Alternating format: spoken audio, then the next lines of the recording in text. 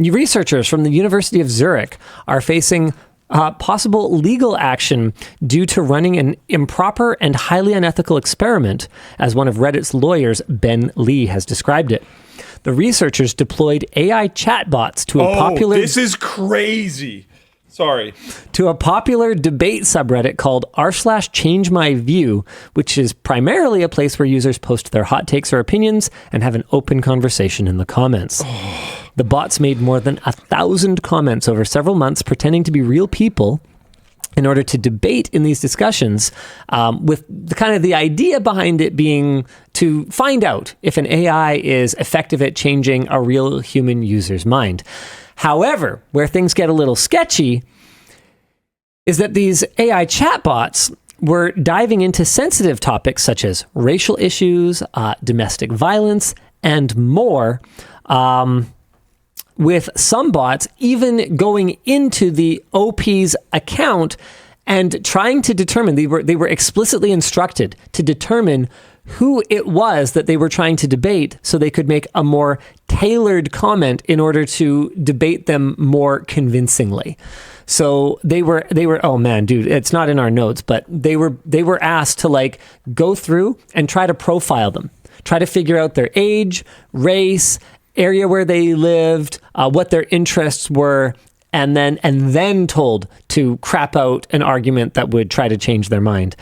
This is a note from Elijah. He says, reading this part actually scared the f*** out of me. Yeah. Reddit was not made aware of this experiment, which is the reason that it is considering a lawsuit. Any thoughts? Yeah. This is an interesting one.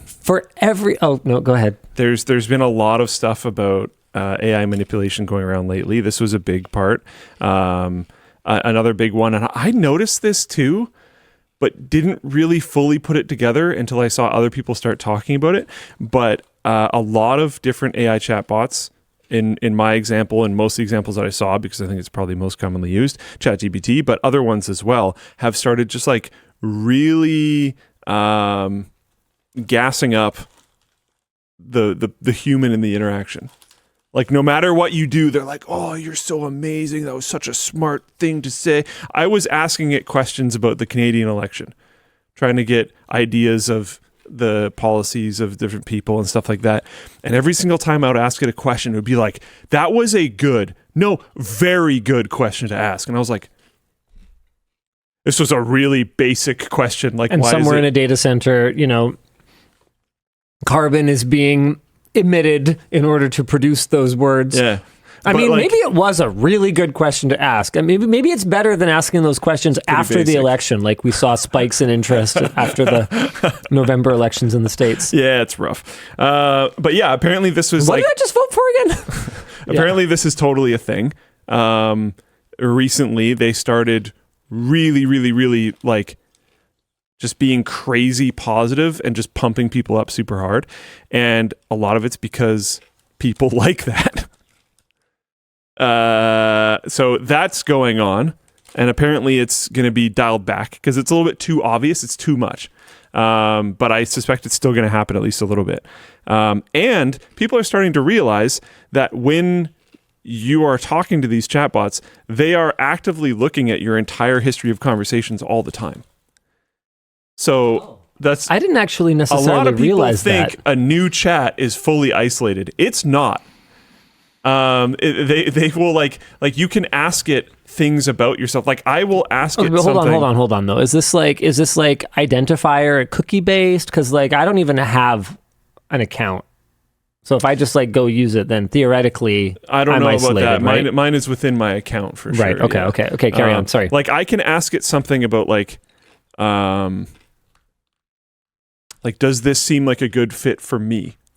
And I can ask it that with no context other than that. I cannot define myself.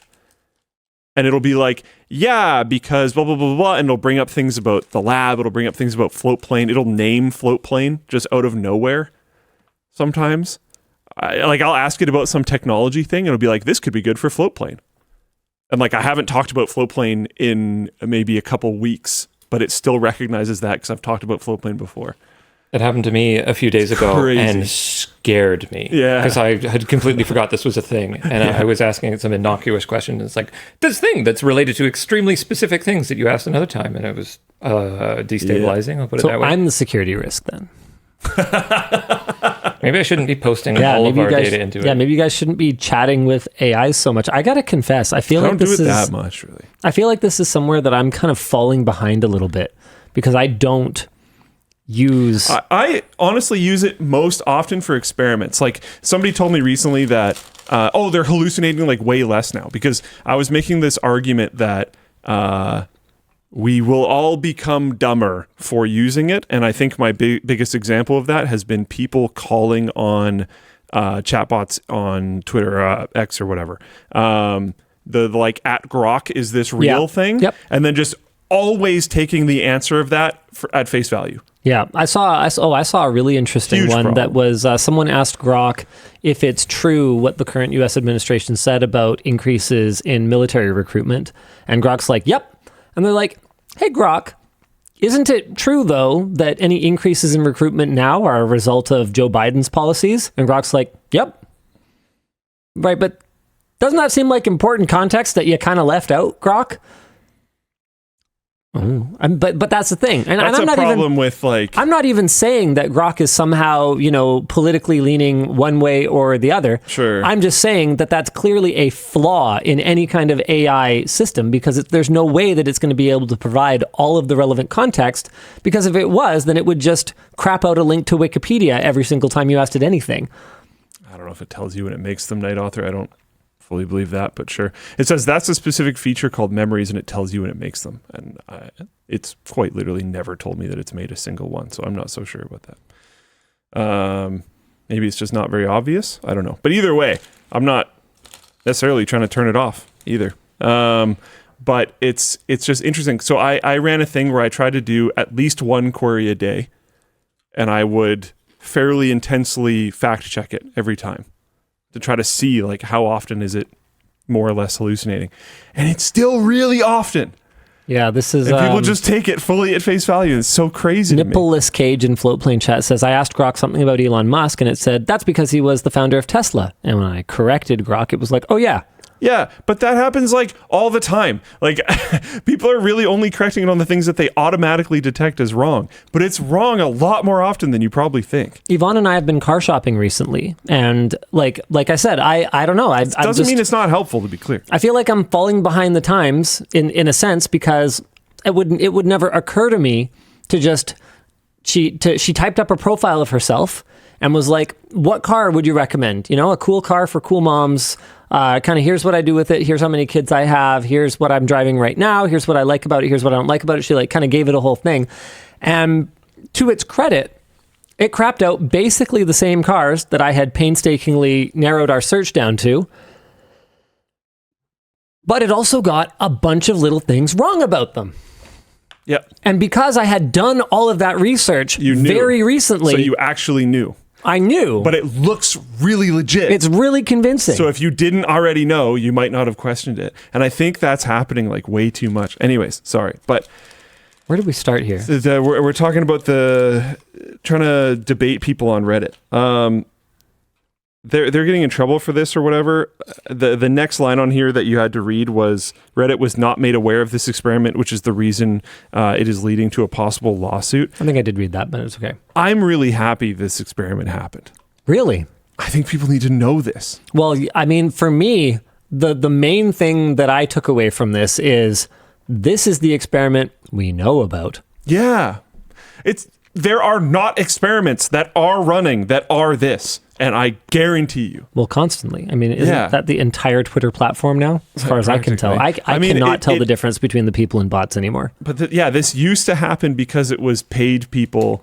There used to be bots that were much more obvious. Now it's automated and it's a lot less obvious. And like there has been an inflection point on the internet, and everything has changed, and you need to be aware of that. Check this out. Freelancer System in Floatplane Chat says, we had a recent situation at my workplace where people were petitioning to remove the labor union because Gemini gave an answer to the question, can a business owner speak on wages while a petition is in process, and said yes. And it was completely wrong, and then it cited links that weren't actually relevant to the answer. Yeah, like this is a problem. The biggest problem with AI right now is people. Actually, people are just taking the output. A lot of people have been screaming for so long that you can't just take the output and automatically believe it. But people just do it because it's the path of least resistance. It's easy. The answer's right there, right? I'll just take it. It's fine. I'll submit it. I'll use this. It's okay. No, it's not. It's wrong all the time. It lies all the time. Oh, man. When I was asking it gets a really blatant stuff wrong, too. When I was asking it about, like, Carney and Poilievre and all that kind of stuff, it got a bunch of things wrong. Like, it said that Carney wasn't the prime minister at the time. And I was like, He definitely was. He actually is. And it was like, oops, my bad, keeping on going on. And I was like, that's a pretty major mistake. like, there's a lot of little ones, but that one's, like, huge. Well, it probably got confused because he didn't have a zero. Oh. He didn't have a zero in his name, so it thought he wasn't rural or something. Right. Yeah. Yes. Thought it was a zip code instead of...